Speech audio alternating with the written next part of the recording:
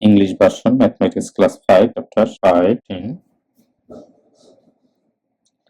The width and the length of a rectangular land area 4.75 meters and 12.8 meters respectively. Calculate the land area. That means width and length of a land.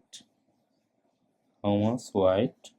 Width is 4.75 and length 12.8 meters.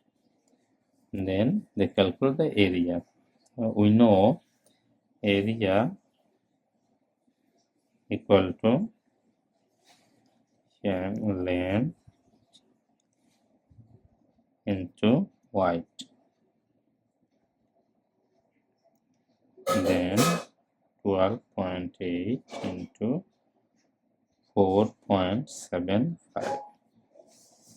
Then answer will be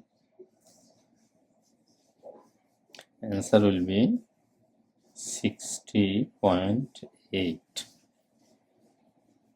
square meters. Here, if we multiplication length and width, the answer will be square meter. If we meter and meter, if we multiplication meter and meter, then answer will be square meter. If we multiplication centimeter, then answer will be square centimeter.